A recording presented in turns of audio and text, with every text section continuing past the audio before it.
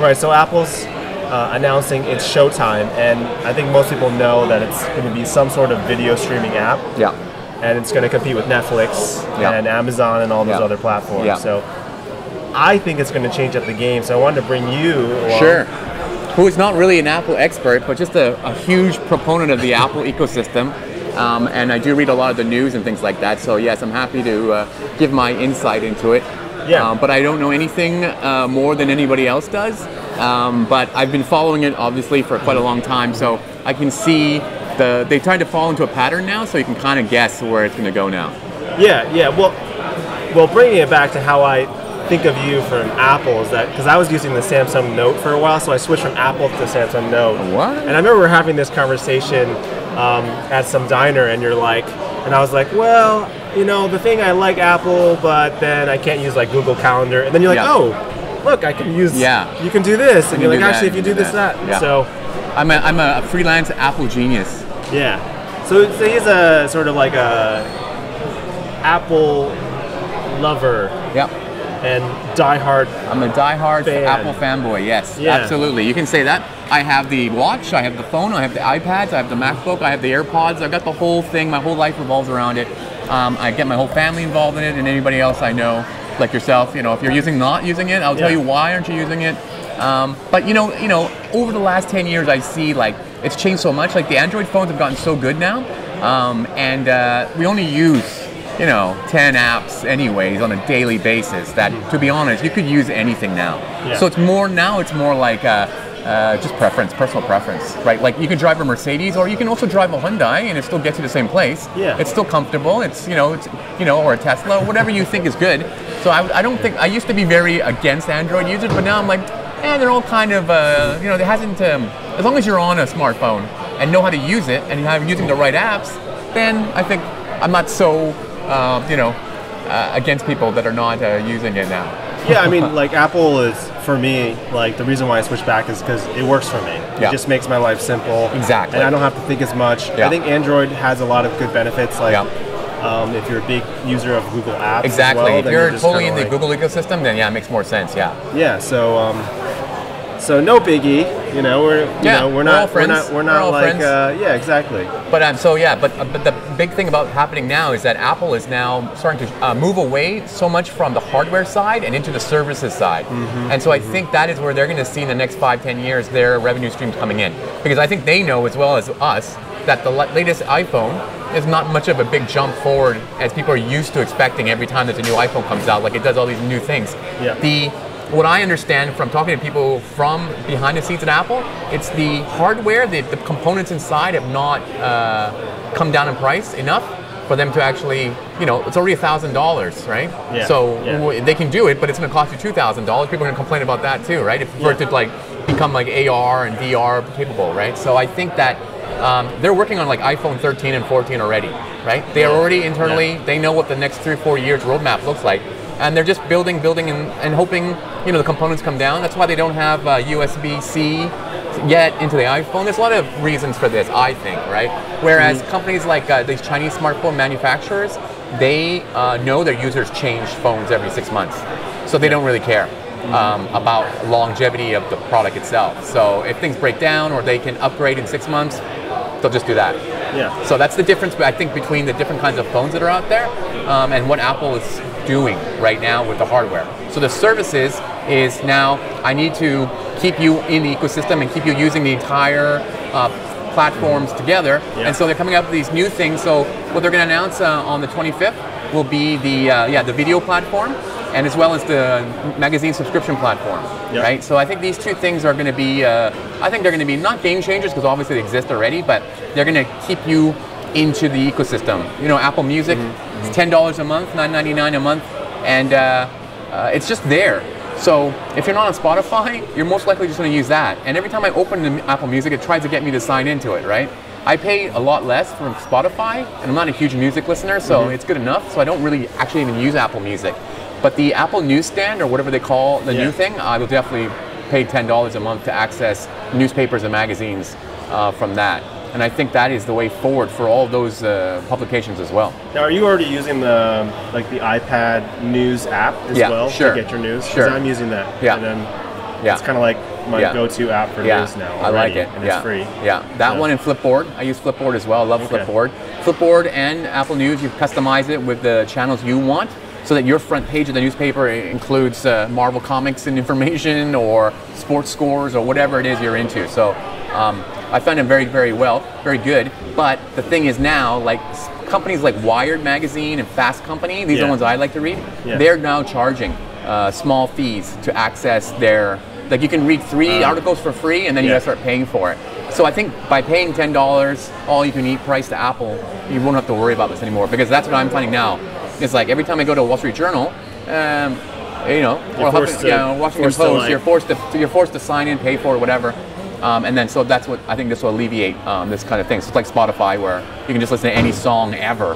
Right now you'll be able to access almost any content you want as part of this package. So for me, as a consumer of written content and long form content, I think it's great. What do you think, like New York Times is staying out of it? New York Times is staying out of it, yeah. So what do you think about, like, will be sort of a news war as well? Like, no, I think that's fine. I think that New York Times, people love that newspaper. They'll read that. I think the Washington Post is also staying out of it. So that's fine, you know. But I feel like, do people really value that as much? It's like, so it's going to be the same competition we're going to have with Netflix. Netflix is not coming into the Apple service. Yeah. So do you want to watch, I don't know, Mindhunter is one of my favorite shows. It's coming back for another season. You want to watch Mindhunter? You're going to have to still subscribe to Netflix and the Apple service and Hulu, so it doesn't really matter, right? Whoever's got the best content can do whatever they want, right? So I don't think they're going to lose. They're just going to have a different audience, right?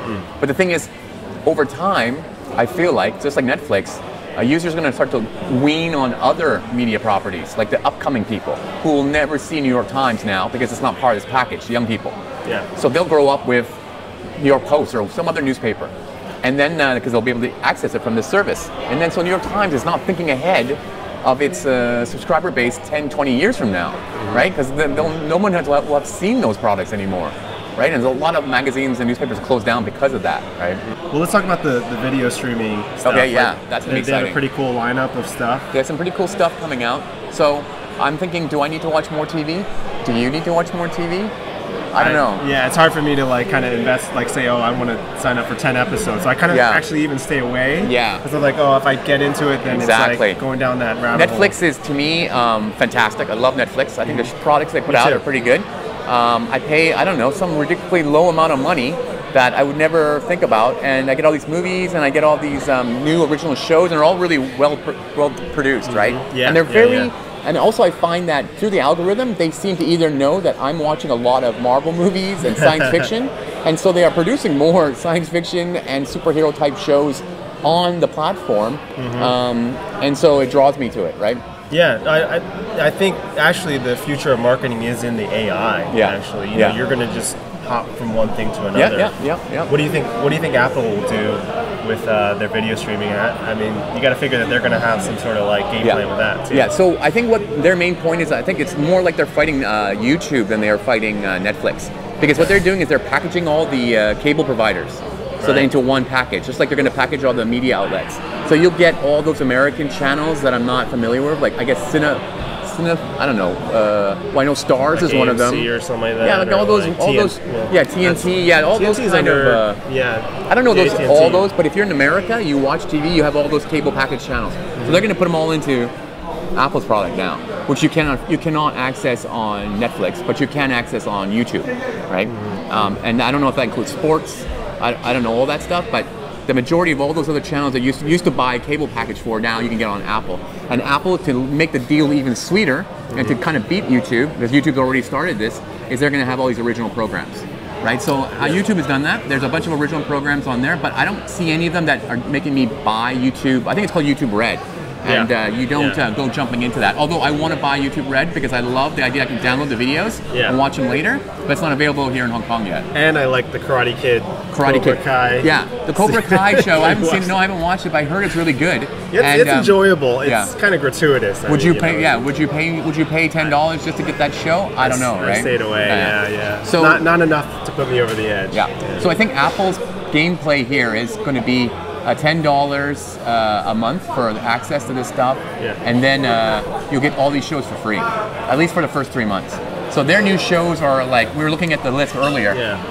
Amazing Stories. Steven Spielberg is producing a new series of that. I used to watch as a kid. When I was a little kid, I watched it. Yeah. I think that's great. But today, using like people are used to like Black Mirror and these kind of anthology shows. So I think that will probably do better now.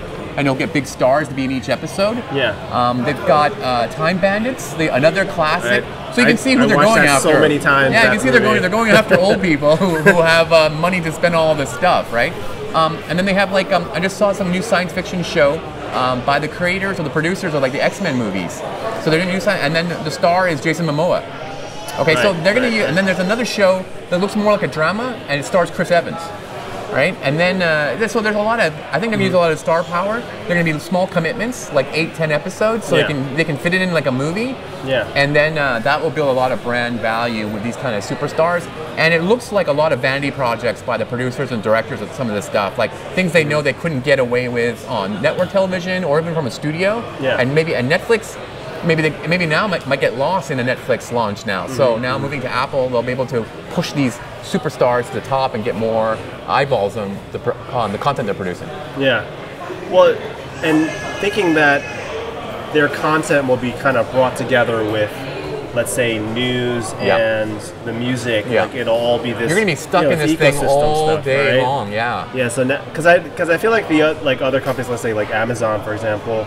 Like they're trying to bring in IMDb and connect that to Amazon Prime. So, you know, Apple's been known to like look at what's working and what's not, and then make it nice for everybody. And they're all connected, and you notice that all of them have the voice-controlled devices connected to them as well. So this is going to be another big player, right? That's why Netflix probably is not really in this equation, because they're not competing in that space, right? Apple has a voice-activated HomePod, Google has one for YouTube, and Amazon has one for theirs, right? So I think these are the three players that are actually fighting each other in this exact space, right? Gary Vee is always talking about what's your audio plan. So how do you think? Like, do you use like Siri? Do you use it? Siri? No, I don't really use it. I use it to set my alarm. I'm like, hey, I gotta meet Casey. I think again, since we live in Asia, I don't feel like it has the same value as it does if you're in the US. You can't Uber something. I have an Echo and it doesn't work. I ask it what time is it doesn't know what time it is. I can't order any food immediately from Amazon, so it's kind of barred from anything. So I feel like I think they're just trying to get the US right first, right, and then they'll be able to scale out here. But finding out like simple facts. I can ask anybody to do that nowadays. My Google Assistant on my phone, on my iPhone, a Google Assistant on my iPhone, it does everything that a more expensive player would do. I mean, I use the Echo more like a speaker to play the audiobooks or music or whatever. So I don't, but definitely it's coming. I mean, people are starting to use it, and it'll just be a matter of time before everybody just starts, when they see the value of it, right? I think how they're doing in Amazon, so they give you giant discounts on stuff if you order it using your Echo, right? To get you used to that kind of process.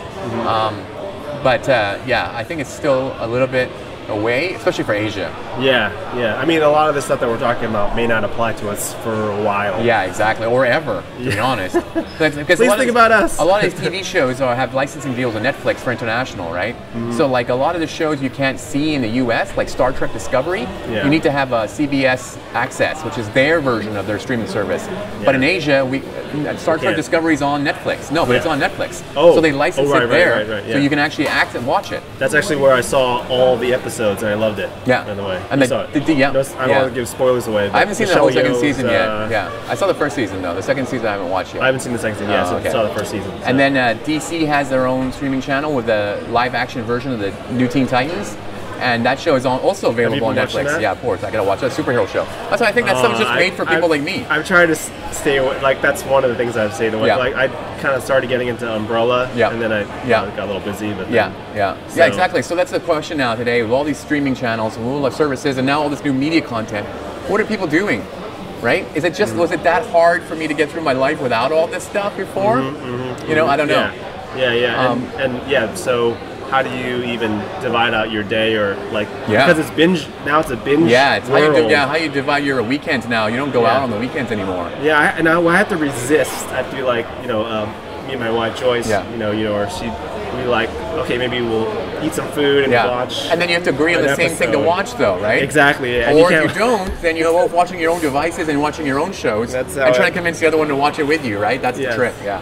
It's very difficult, I think, but it's fun. It's very it's like the new water cooler shows too. I find like like Seinfeld used to be in the old days where you'd watch an episode and then talk about it at the office the next day. Now it's like you watch a whole series. And on Monday you talk about, I just watched this entire series on the weekend. I'm like, what did you do on the weekend? That's it? You watched TV the whole weekend? Okay, I'm guilty of that too. The new Daredevil season 3 came out, and I just sat there. It came out like on a Friday night or Friday afternoon here, and I just sat and watched 13 hours. Well, I think I fell asleep and got back up and finished it off, right? Because that's a long TV watching cycle. But I guess they want every series to be like that, right? Just get you so addicted that you just can't do anything else. Yeah, you have to have discipline with TV. I think it's I know. Otherwise you'll just hop from one to another, and then they're what your weekend. Yeah. And if you want to talk to people about it too, then so you're kind of like forced to watch, like to watch it. If we're Daredevil fans, you gotta like watch it and then like, hey, did you see it? And it's it's interesting. Yeah. I mean, do you think it was a good idea for them to kind of open the floodgates? Or I guess it was inevitable. It was inevitable, right? But, yeah, I think the binging idea is the most difficult one, right? Because if you have to wait once a week to watch an episode of Seinfeld or Star Trek or whatever, it's okay, right? It doesn't really interrupt. And remember, prime time was like 4-hour block, right? Usually 2-hour block with 4 half-hour shows, right? That was prime time Thursday, Friday, or not, Wednesday, Thursday, maybe Monday, Tuesday, The Cosby Show, Seinfeld, Friends, or whatever. And that was the amount of time you had to put aside to watch TV. That's it. And then back to your life.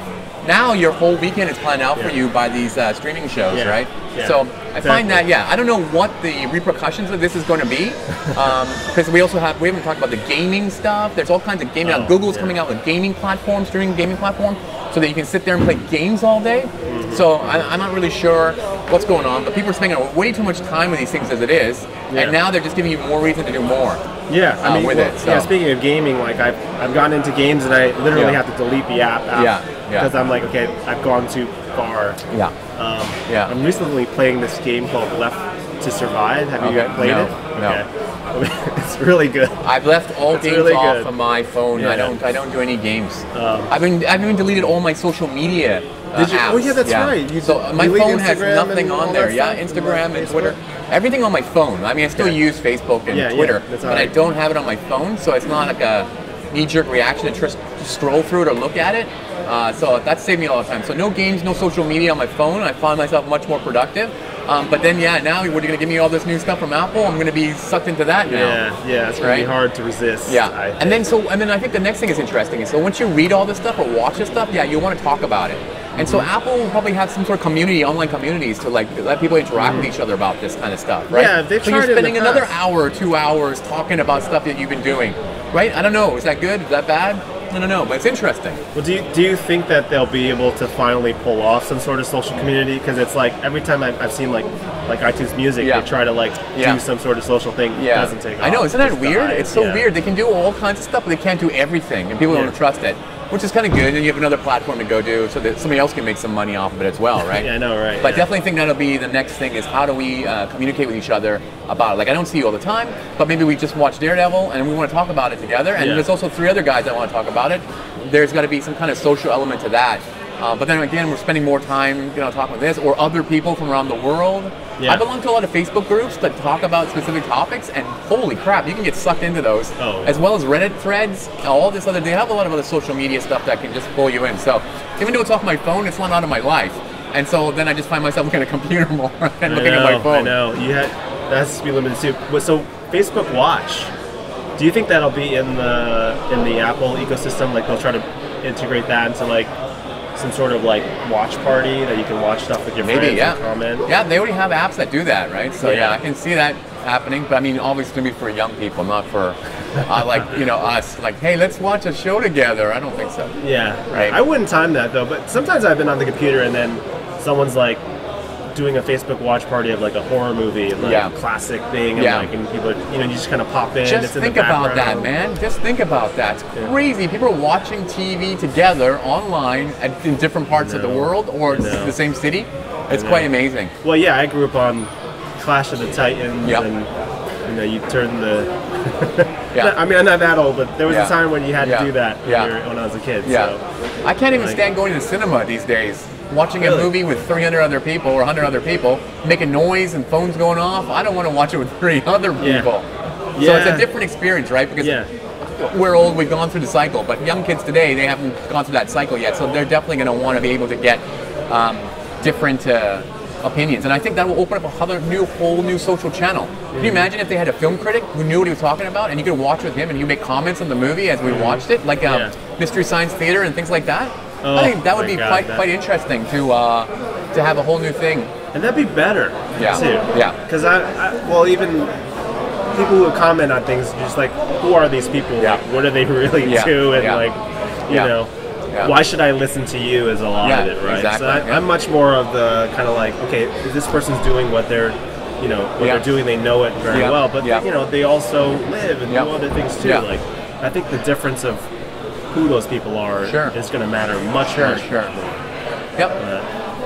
I think that a lot of people, I think just like the whole KOL influencer thing is just going to get bigger and bigger. I really think that, you know, movie stars will just be like a product that you look at, and they are not really attainable, or you can't really talk to them. But there's going to be the people, the commentators around it, and the influencers around it that are really going to be more valuable in going forward.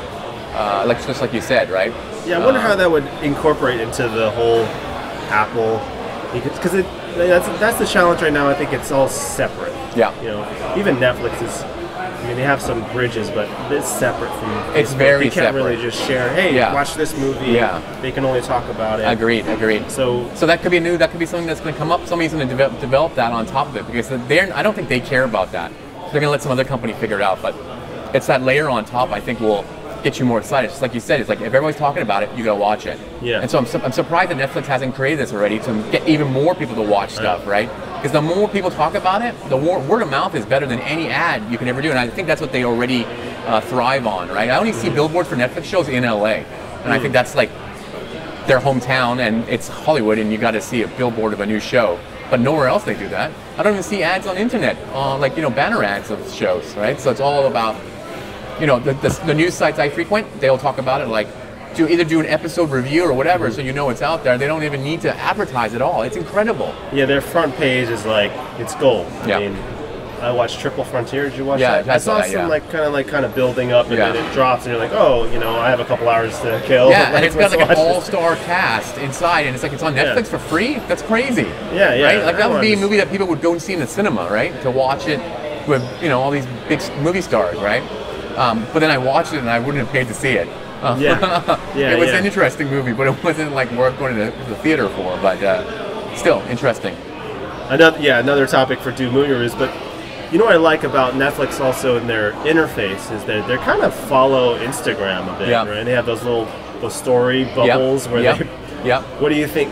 What do you think the interface for Apple's video? That's a good question. That's a good question. I think that I haven't used Apple Music, so I'm not sure, but I'm sure whatever they do, it's gonna work like that. The same the thing. discovery method will be the same way. But I think at the beginning they don't have that much stuff anyways, right? So it's gonna be promoted based off of word of mouth and the stars that are attached to it, right? If Jason Momoa has a new science fiction show on there, produced by the guys who did X-Men, I'm there. I'm already got my money. Do a Time Bandit show. And even if it's, you know, none of the cast is coming back, it's all new, but the idea is the same, I'm there, take my money, right? I'll be there for that. So I think they know that, plus they have like Oprah Winfrey. So they're going for that audience as well, too. They're going for my mom, and they're going for me, and they're probably going, I don't know if there's any younger people stuff, because most of the stuff I see there are like the celebrities that are a little bit older, so it's obviously going for the older, maybe that's who they know their sophisticated audience is, right? I mean, they started with James Corden, I think they kind of like that carpool that's karaoke. True, dude. Carpool karaoke, that's not for old people, that's for young people, so that's going to be continued on that kind of programming, right? Yeah, I mean, it's fun. I think it seems like a lot of this stuff is more lighthearted, at least. It's not as, I don't see as much dark stuff. You know, I think they're going to throw a bunch of stuff on the wall and see what sticks. I think. I mean, they already know what we are watching in terms of iTunes Store for movies and for TV shows, right? Right. So as an accountant, I don't know if you've bought any shows or series on there, but I have. So they know that about me, that I'm usually only buying a Marvel film or Adult Swim animation, right? Like I love Rick and Morty, I love Venture Brothers, I have all that on my stuff, I pay for that. I have it on all my devices so I can watch it anytime. So they know that. And they also know how many times I'm rewatching those things. So you know, this guy's a hardcore fan and there's another 1,000 of like this guy. We should make more stuff like this. I saw in that list there's an animation that looks really good too. And I was like, wow, this is like a left field thing to put in there. Like Netflix is going all in on anime, right? So Apple has to do some sort of creative stuff because that's what the company's all about. So doing a couple of these animation shows look really neat.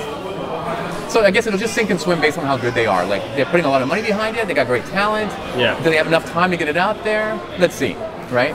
But I think Apple Music is doing very well. That's what I heard. And Spotify is so mad at them. They're trying to sue them and stop them for controlling the market.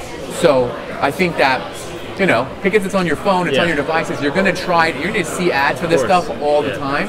So you're going to get involved in it no matter what. Yeah, I mean, I love how like people say, "Oh, this is not successful. This is not successful." Yeah. It's like, well, what does that mean, not successful? Because the penetration is still so high. Exactly. It's like that's why I think it's a natural progression for Apple. Like, if anybody didn't see this, like 5 years ago, even, then they're not really watching what Apple can do. They have your device. Everyone's using it. They have these shrines built for the brand, and you know, it's just going to be next. Is they're going to control all the content on our phone. What do you think of one of the things that popped up for me and why I'm so bullish on Apple, let's say for stock, is the iCloud. Yeah. That has gotten a lot better. Yeah. I signed up for the service because essentially it's double my hard drive storage, and then I'm also like backing up my phone and stuff. Sure. Do you think that will play anything into the... I don't know. There's so many services out there. Do you use it? Did you sign up? I reduced my storage on iCloud. Yeah, I used to pay for a lot of it, and now I reduced it just to have the. Okay, so this is another good point. Yeah, so I reduced it down to the free tier. $3? No, free. Oh, free. Free. Oh, I thought you said the 3. No, I used to pay, what is it, 99 cents or $1.99 for like whatever. Yeah. And then it just fills up with crap, right? So I'm kind of like, you know, Marie Kondo. Have you seen this lady? Oh yeah. Yeah. Totally. So she came to Rise the second year. And I never heard of this idea before about you know, cleaning up stuff. And so she does a show on Netflix about cleaning up your life, and mostly physical things. Like, you know, I don't know about you, but my family likes to collect crap. Like, that's their job, is to collect garbage. No, I right? Totally, yeah. And so basically she has a method, like, you know, you pick up something, you hold it, think about it, does this give you joy? If so, you can keep it. If it doesn't give you joy, then you throw it away. Yep. And so she also does that for digital as well. So all your crap that you have on your hard drive and your hard disks, you don't need it. And you know what? I looked at it and I'm like, holy crap, I have a lot of junk on here. Like, I have a lot of photos that are of like 15 pictures of the same thing. Why? Why did I do that? That's really interesting that she's willing to throw away photos. That's hard for me. Like, you know, I can't choose between 3 photos. Like, I want to keep them all. Oh, really? Okay. Do you delete photos? Yeah, I delete. I totally if it's really blurry, I'll delete it. But if it's like... well, that's also a thing too. You have a lot of deleted photos or out of frame. I edit my photos, so I don't need the original ones because they're not good enough anyways, right? So so I've done that. So I've reduced a lot in that. So it's quite interesting to look at that side. So I don't know if that is the same with everybody, because I mean, if you have pictures of your baby, you're not gonna delete any of those, right? But you're not gonna put them on the cloud either, because who knows? You're gonna back them up into several different physical hard drives and use other kinds of services to get them all backed up, right? Oh shoot, yeah, I'm clouding it. That's why I'm like, because I'm like, because it kind of has some sort of special algorithm too that it's optimizing. Yes. And it's almost like kind of like doubling my storage. So I used to have the problem on my laptop and my phone is like it would fill up. And that's actually also the problem on Android is that it just fill up, and then you're like, what do I do now? But now I think they kind of just start putting stuff up there. That you might forget about it. That's the trick, though. That's the trick, right? So that's a subscription model, like a gym model, right? I mean, I'm on the same way as like declutter everything. But I just can't keep up, and I think a lot of people they won't keep up either. They just exactly. So that means your money keeps going up. I also have a Google Photos account. I have a Dropbox account. Yeah, me I have too. all these other things as well. So you have all these things, and then luckily the folders thing on my iPhone connects to all the other ones, so I can always find my stuff. Because if it didn't, I'd be like, where did I put that file? Yeah, so it's kind of tricky. Rise has gotten like just bigger and bigger, and then obviously Hong Kong has been named the kind of like technology hub with Shenzhen and all that too. So it's just going to it's going to get bigger and bigger. I always feel like we're a couple years behind on the technology scene being out here in Asia compared to like the US. Like 5 years behind. Keeps up, yeah, keeps up. It'll just get bigger and bigger. I mean, that's what the conference is doing now. This is the 5th year we'll do it here in Hong Kong, and we're getting just under 20,000 attendees for it. That's a lot of people coming in for a technology conference. Yeah. Where is it? Is it Convention Center? Convention Center, yeah. That's got to be the whole floor. It is, yeah, it is, and it's we're rapidly running out of room there, and they don't have any more space for us. I was thinking like maybe next time is like Asia World Expo or something. Maybe, so go far. Maybe a little bit far, but what happened to that? Yeah. I don't know. Yeah. What? So what's it like to? Do you get a little nervous? I've seen you been like talking in front of like a lot of like just tons of people. And you have to come out and say, hey, what's up? Yeah, like, yeah. That's like, not. No. You just kind of like. It's pretty, yeah. Just like well, I guess the first year I went to Web Summit when I moved to Portugal. Yeah. The center stage is where we have all the celebrity CEOs. That stage is 15,000 people. It's the same arena that Justin Bieber plays or Adele plays when they come to play in Portugal. And that's our center stage. So, and they don't even prime you. I go out to introduce Gary Vaynerchuk that one year, right? Yeah. And they don't, you know, they're like, okay, just go out, read the teleprompter, and then, you know, introduce them. I'm like, okay, that seems normal. Because, you know, I've gone on stages before. I've been in the Rise stage, but the Rise stage only has like, I don't know, 1,000 people maybe in the audience. You can see everyone's face. But you go to Web Summit, there's 15,000 people who are waiting to see Gary Vaynerchuk. I know. Crazy. He's really good. But once you do that kind of an introduction and that front of many people, I think after that, you can do anything. Because that's like Al Gore level. Like Al Gore spoke in front of that audience. Yeah. If you can do that, I think it's pretty. After that, it's all easier. You know what I mean? You know, yeah. Once so you're kind of like really nervous when about the door opens and you walk out. I'm like, oh my God! There are so many people out here. There's all these spotlights on you. There's a camera on a crane moving around you. I'm like, oh my God! I don't know how Patty does it all the time, right? Yeah. And because he's got even more people, all the media, all the television government is watching him introduce all this stuff at the beginning. So it's even with me, I'm just kind of in the middle of the show, but he's like introducing it to the whole world, basically, the whole country, right? Who's giving him a lot of money to be there. So it's quite interesting. So, but I feel it's a great platform, and I feel like, to be able to be one of the faces about technology in Asia, I think it's a great thing. So that's why I enjoy, doing this kind of talk. Whatever I can do to like promote technology usage and uptake in Asia, whether it be Apple, whether it be a conference, whether it be whatever.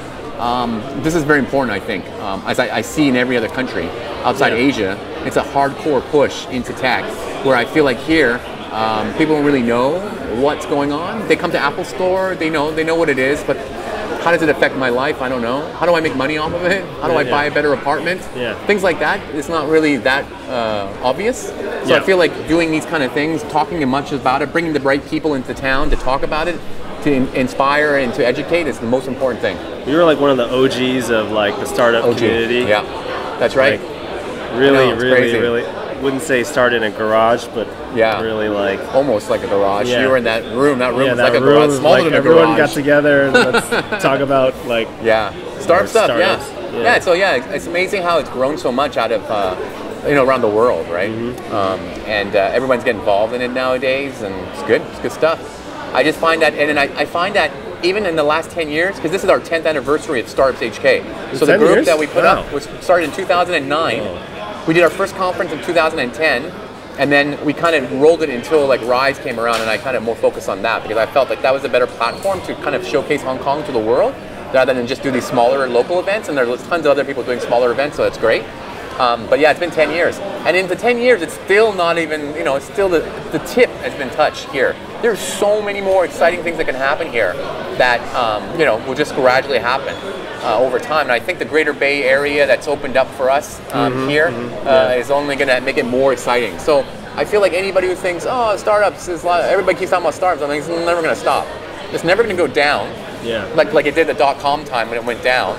This is never going to go down. This is going to go higher and higher and higher every single year as more people move here, more access is being able to be seen, and people pick up their iPhone and think, I can do something like this or this with this. I mean, all the stuff they're going to announce on the 25th is great as a services, but when they announce the AR glasses that Apple are supposed to be working on, and that opens up a whole new channel where I can put glasses on and I can see the time and notifications and start hands-free and start using audio more. That will be the next step in the whole thing, right? Yeah, it's really trippy. I mean, VR, AR, it's like, wow, really good, and it's more like how is this going to be in our everyday life? Yeah, exactly. There's so many applications for it, so I think that'll be the next step. And so the kids who are now like 15 years old, who are just finishing high school, they're going to be the ones creating this next generation of technology for us. The applications that exist on top of the iPhone and the eyeglasses or whatever they call it, it's going to happen. So that's why I think it's never going to slow down. So you need to get involved now. Like if you don't know anything about technology, you just need to start learning. It's not like learning a language. Well, maybe it is. Some people, maybe it's like learning a new language. But telling it's like people to code. Yeah, but I'm not telling people Everyone's to code. Everyone's got to learn to code. I'm not telling people to code. I'm telling people to stop using Internet Explorer, for instance, in Hong Kong. Right? Stop having to use Microsoft Excel on the hard drive, right? Things like that. So it's like we're kind of behind in those points. And then people don't understand, the benefits of, all kinds of stuff. Like I'm talking about intermittent fasting and using an app to track it. People don't even know what that is, right? Or calorie tracking, things like that are fantastic. ClassPass just opened in Hong Kong. Very popular app in the US about where you can find fitness classes, right? So you pay a subscription fee every month. So instead of a gym fee, you pay a subscription fee, you get credits. You use these credits to go to different classes for yoga or fit or whatever, cycling, whatever we have. We don't have the same access as they do in the US, but the idea is that it's there. So you have no reason not to, like, where do I go to yoga in, like, where are we now? Kowloon Tong. You can find it on the app. Yeah, I've been seeing that too. So is that kind of like just Hong Kong, or ClassPass? Is that a brand that's global? Yeah. Wow. They're from the U.S. and they just came out here recently. But if you buy the subscription, you can use it anywhere that they have a thing, subscription. Right? Subscription, yeah. So you can go to the U.S., you can come here. I think they have it in Japan. So there's a lot of, Singapore has it. So you can use it in all these different cities. Are you doing that? I got it, yeah. Well, yeah. What are you doing? Yoga or? Yeah. Well, that's the thing about it, right? You're so fit now. The thing about it. What happened? Where's the other, like? The thing is about ClassPass is that you can try things out. Like for me, I'm not really, yoga dude, right? So and there's all kinds of versions. You're not yoga dude. I don't know anything. I don't really know anything about yoga, but you can try them out. Yeah. Right? There's all these kind of Pilates, there's all these kind of weird things with machines that you can stretch out on. Mostly girls do it, right? But so it's for a guy, maybe it's a little intimidating to go to these things. But you can just sign up and go in and walk in and try it out. And if you don't like it, you don't have to go back tomorrow or ever again. Yeah. No, I like that too, because another thing, you don't need to go down and be hardcore yoga. You can just try something out. Try it out. And then try all the other things too that are out there. But that idea of subscribing to a class of stuff, whether it be fitness, it can also apply to language learning, right? Or it can also apply to some other skill set you never knew you had. I feel like in Hong Kong specifically, the creative industry here is very backwards, right? There's no real place to be able to do what you want to do or try what you do. Like when I go to Japan, I see like leather work is a thing, right? Making your own jeans is a thing. All this kind of stuff is a thing. But here, there's not. But how do I learn? Right now, I'm trying to find a coffee class to learn more about coffee culture. Yeah. I don't know where to go, right? Airbnb experiences, they have some stuff, and some of the coffee companies have stuff, but I don't have a easy, accessible kind of thing. And I think there will be. Somebody will come up with something like that soon where, because we're going to spend so much time watching TV, we got to go out and do stuff, and I want to do stuff that will be interesting to me, not just always go up hiking all the time or just going to the gym all the time or yoga. I got to do something to, feel the mind as well, right? Yeah, I think I agree. I mean, I've kind of switched from just hitting the gym and doing weights to stuff where I can learn something and meet other people or whatever it is, and different types of fitness. I'm doing a lot more like kind of body weight stuff. Yeah, I've been onto the intermittent fasting too. Yeah, for body like weight is great. Body weight's great stuff. Yeah, there's so many apps that are teaching you how to do that. You don't even need to go to the gym anymore. Yeah, your body people weight's working out with their phone. Yeah, exactly. That's great. That's another thing that somebody should put together and bundle together as well, right? Put all of those things together. Do you think like the technology, when do you think it'll flip? Like basically like all the new stuff is coming out here, and then I think even like, for example, like WeChat is just so more advanced. Well, China is way more advanced, yeah. So it's like China has way more cool stuff. How does like something like a company like WeChat like get the rest of the world to get on board? Because it's so powerful, it's so good. But then it's like, unfortunately, I think it will never work. Okay, so let's look at it this way. Yeah. Facebook, Twitter never gets into China. Never. So what do? They make their own versions. Same thing going backwards, I think. I think WeChat and all these Chinese apps, except like TikTok, will need to have they need to either build it and change their name and integrate into into Western culture, or somebody will just copy the idea. So that means they will copy the Chinese idea, right? Yeah. TikTok is TikTok. It sounds like a Western brand. Yeah. There's a lot of Western kids on the thing. Doesn't look like a Chinese app. Find out it's a Chinese app. Maybe people might not use it. You know what I mean? Yeah, that was interesting that TikTok had gone global and that people picked it up. Yeah, billion downloads on this thing. I watch it. I don't know. I'm not young enough. I don't understand what people are doing this for, but whatever. It's great. I didn't understand YouTube before. Now it's fantastic. I'm like on YouTube all the time. Yeah. So I feel like China will never be able to control the rest of the world, will either accept it or not. But that's the problem, right? Mm-hmm. China is able to leapfrog over a lot of problems of the US and the Canada and the Western country because they don't have the hangups that we have, right? They never had really credit cards. So they can just jump ahead to digital payments. And they're cashless. And nobody here wants to give up this thing. You know how hard Apple is trying to get Apple Pay everywhere? Apple Pay won a recent poll in Hong Kong of most popular wallet. So WeChat is not even on the list, or if it is, it's like low. The top one is like Apple Pay and then Samsung Pay, right? These are the two phones that everybody uses here. Mm-hmm. Nobody has a WeChat account or to put money into a Chinese bank account to get it, right? So using it, hooking it into your credit card or your HSBC card, that's the best way to do it. What's the challenge that Hong Kong is sort of this kind of gateway to China, but so it's not China and it's not the States or Europe or wherever. Well, I think the number one thing about Hong Kong is that the lifestyle here is very international, right? No matter what Shenzhen spends on building their ecosystem and doing all the cool technology, you just can't find a good cup of coffee there. You can't find a good avocado toast. Or you can't find fluffy pancakes. They can copy it, but it's not. They're not copying the soul of it, right? Which is impossible. Yeah, that is so weird. Because I know people who have they built a factory there, and then you can do anything they try to I'm going to get my own hamburger joint. Yeah. It's just not right. Yeah, exactly. And that's why. And then also you can't get Western people to move to China to build it because they can't get in, they can't get their money out. There's so many hurdles, but they can't do all that here in Hong Kong, right? Yeah. So I find that Hong Kong, it will become like a showroom for China. Like people come here, build something, and people can try and go, "This is great. Let's work together to build it into China. Not I'm just copy and build it in China. I need to work with you to build it into China, and that's the only way it's going to work, right? But the supply chains, everything has to change. That's why China's okay. They're doing fantastic. But I was just at a recent conference talking about e-commerce there, and I still think it's like $1 trillion a year, crazy, and it's still not even that big yet of what it could be. And their demand for Western goods, food, clothing, is just so massive that they make it there, but they don't design it there. The marketing is not there.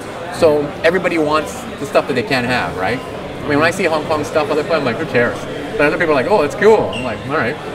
But same vice versa, right? I like this American stuff, and people are like, you can get it anywhere. It's not that special, right? Yeah. So I think the same thing with China, but the China buying power is just massive, right? Supreme. Yeah. It's like the biggest buyers are in China. It's crazy. And they're just going everywhere and making people speak Mandarin because in the stores. Yeah, exactly. I was in Vegas and someone came up to me and started speaking Mandarin just because that's how many people are going there. So and everywhere I go, they take WeChat Pay and Alipay. And it's not for us to try to get into it, even though it's in English. It's for the mainland people to be able to buy in other cities, and nobody will not take their money. And their money is cash. You just tap it. You got the cash for a handbag that's worth $10,000. Let's do it. It's fantastic. Pay with your phone. Yeah, pay with your phone. So it's great. Yeah, it's all great.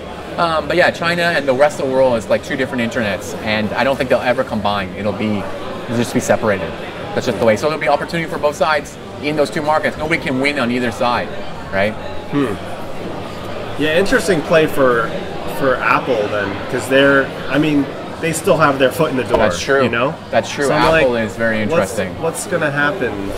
They kind of have limited stuff, but they're not leaving. Like Google's left. Well, so you see what happened with Apple, right? Their phones are not selling anymore in China because people found out what we just talked about at the beginning is that I only really need WeChat. Why do I need a $1,000 phone to use WeChat? I just need a phone. And the ones getting made in China are good enough, right? Huawei made their own Huawei, Xiaomi, they all doing it. They made their own OS? Yeah, they're trying to. Just in case they get pulled out. Well, they said that they can. Yeah. Which they can. Everybody can, but then there's no apps on it, so who cares? But if they only need one app, who cares, right? And if every phone is Huawei, then Fortnite and these other apps, they'll just port it over to there anyway, so they don't care, right? So that'd be another thing. And that would make sense, splinter it out. Why is it only 2 ecosystems in the world? Why doesn't Sony have their own platform? That's what I don't understand, right? Sony is like this giant technology company that has to sit on Android. I don't understand that. Yeah, I don't get it either. Anyways, that's another whole different conversation. But so because Apple's losing sales, market share in China, they'll make it up with services because those other companies will never be able to compete with the Marvel Cinematic Universe of shows, you know, things like that, right? So, I actually think that the penetration for Apple phones is still pretty good. Yeah, like because people value it as a luxury. Absolutely, good. Absolutely. So while there's like less sales, I just feel like, well, maybe they're just buying the 7 or the 8. And not buying the XS Max. Absolutely. Because their wages are still lower. Absolutely. So like, I mean, do you think that it's status is everything in China, right? I went to a KFC there, and everybody in the KFC had an iPhone. Okay. That's what I feel like. And I was like, what's going on? Why has everybody got an iPhone in KFC? And KFC is like, you know, the cheapest food. It's because people put all their money into this because this is everything in China. Like that's another thing we don't understand. You and I have iPads and AirPods and MacBooks. They don't.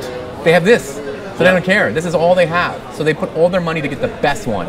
So it does everything they wanted to do because it is their cinema, it's their arcade, it's their TV stations, it's everything built into one device. So that's why I feel like, I agree with you. I don't think it's and it's their status symbol. It's their car.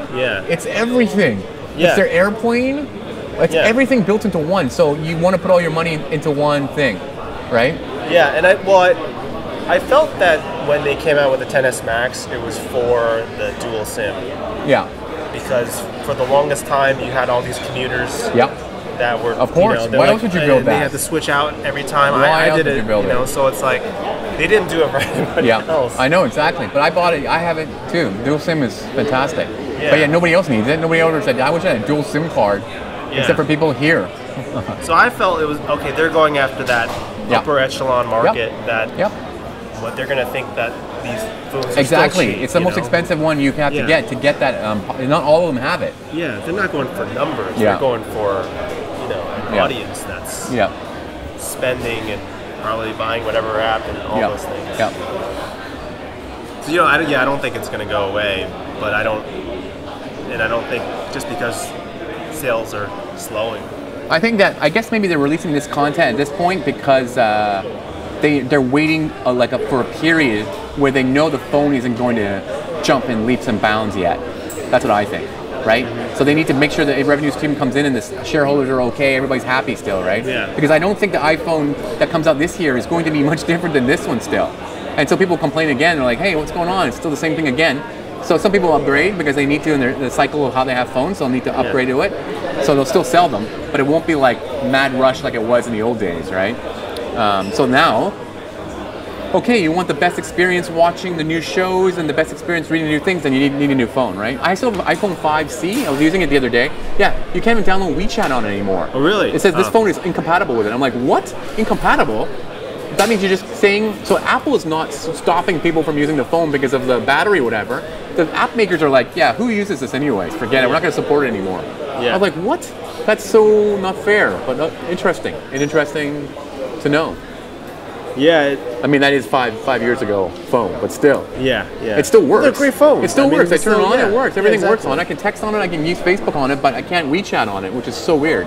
I was actually thinking, what do you think of the whole folding phone phenomenon that's coming out? What do you think? Do you think that people are going to... Someone said to me like, Apple's so dead because, they can't do the screen stuff. See, that's what I love about, when I hear comments like that, I just think it's so funny. It's like, what do you need it for? Why do you think that that's cool to have a folding phone? And you think that you need to be innovative because you made a folding phone? Like, that's what I don't understand, right? It's so weird. And it's still going to be bulky. And did you see there was like a crease? Someone released something, there might be a crease. There's so many problems with your phone. And also, Apple didn't create the smartphone either, or the MP3 player, right? Other people already had them out. They just came out with a better version of it. Everything they made is better than the original that came out, right? So, I don't know. I don't think I need it. Definitely the crease. And if it was to come out, I'd have to. If Apple made one, I'd take a look at it and see what it looked like. because I'm sure they would figure out how to make it more handleable, but I don't think they even think they're going to make one yet. Yeah, I mean, also it'll crush the sales of their iPad line as well. I was going to say, they've been, what's exciting is they've been building, like they've just like, let's iPads out, and next release out, and then now they're hitting this. So they're not just like showing everything, they're just kind of like working towards something even bigger. So we know, like, I think the iPad is, you know, that's going to be the centerpiece. Yeah. But I feel like it's a different market anyways, right? The Samsung people, and maybe in China, like I said, they use the phone as everything. They may move to Samsung for that when it comes out. Right. Because it will do everything now. They can watch a movie at a bigger screen level. You know, it just changed their life around by having that device and a bigger screen. But I mean, I don't know. I haven't seen it in person, so I can't tell you. But I do love my iPad. I love it a lot. Yeah. I wish it was my phone at the same time? Yeah, maybe. If I could fold my iPad in half and put it in my pocket like this, yeah, I think that would be pretty cool. Yeah. I think it'd be cool too. I just don't think that the execution will be very good yet. So it's like, it's okay. Like, I think Apple will eventually. I mean, if it's this thin and it opens up to twice and it's super thin when it's open, that's cool. It has to be something like that. It has to be something that delights and astounds you. That's Apple's motto. So they're not going to make it until they can do it like that, and the components are not available to do it like that yet. Yeah, right? I love how, like, when it took them how many years to do the pencil, the Apple Pencil. Exactly. And I had, like, that's why I kind of got the stylus from Note 4. I mean, it was like... Yeah, and that's the stylus thing I saw, too. Yeah, a lot of phones have the stylus in it now, right? And, of course, for Chinese writing, it makes sense. It's easy to write Chinese, right? Some people like the pencil so they can write on their phone, right?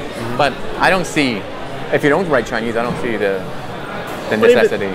Even then, I think using your finger as Steve Jobs intended was fine. But kind of just the thing that popped into my head was, do you remember the Palm Pilot? Palm Pilot, of course, of course, sure. I love that thing. I thought it was pretty cool. Yeah. But man, compared to today, wow, it's crazy. How? I mean, the iPad, the apps that use the pencil, you can paint in there. I know. Amazing painting. I've seen some of the people doing painting, and I'm like, holy crap. And then the Palm Pilot is 20 years ago, right? A little bit more than 20 years. How far we've come in that time. What's going to happen in the next 20 years? Right? That's why you can't really guess on any of this stuff. You never know where the technology is going and whatever's going to happen, right?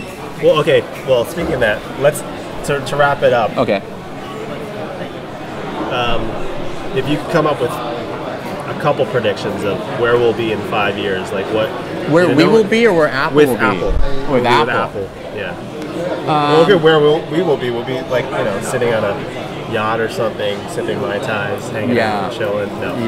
But I think I'm reading all these books on artificial intelligence right now. Like, that's how nerdy I'm getting. I'm getting so deep into this, and I've read like 3 books on it and what's going to look like in the next few years. Artificial intelligence is the most important technology that we have. And as it develops and gets bigger and bigger, like all the questions about it, all the Terminator references, as well as all like the robots, rights and things like that, is so interesting. I think that will be how the world will change a lot. So it won't be looking at this side of it, the hardware side, because the hardware side, I think it's about costing to the thing, right? I think that if you want to buy a $5,000 phone that can fly by itself and becomes a drone, somebody will make it for you. You can buy it, but then the market won't buy it, and nobody will make money off it, so they can't really release it, right? Can you imagine it's turning into a drone? You can control with my watch, right? And at the same time, will shoot up like a hologram of the movie. Like, they can do that. Something can do that, but it's not going to be cost effective, right? So it's the AI intelligence inside the phone that will be very subtle to us, but is the magic. I mean, it's already doing magic for us that you don't even know. Like when you type into Google search engine, when you're like searching for stuff, it just happens so fast. Yeah, you're right. The photo matching for the face on the Apple Photos is incredible. I just scroll through it. It has all my friends' faces, even like screen grabs and posters of movie stars. Their faces are in there. I'm like, holy crap, you click on it, it expands into all the pictures of the same face. I love that. That's all AI. It's incredible. It's incredible. Like even the camera, right? When they take a picture, there's not a real lens in there, so it's softening the focus because it can see the outline. That's all AI. But imagine that's going to happen for everything, right? For video. So just make the results of what this does even better. So that's what I see in the next 5 years of it doing. It's more like these subtle things that you won't notice. They'll just make everything work better. So like I don't like those voice-activated assistants because they don't work very well. But in the next 5 years, I think I'll be talking to it like I'm talking to you, right? That's how good it'll be. Maybe 5 years, maybe 10 years. but it'll be that, like, perfect, like Her, you know, in that movie. It'll be like that. Like, that'll be your operating system. That's what I think is. It's gonna be something insanely crazy that if I told you right now would be impossible. But if I gave you the Palm Pilot and said soon you can paint the Picasso on there, you're like, no way, this thing can't even write a straight line. And that's 20 years later, that's what's gonna happen, right? So I feel like it's so exciting. I mean, you can't even imagine. It's all science fiction.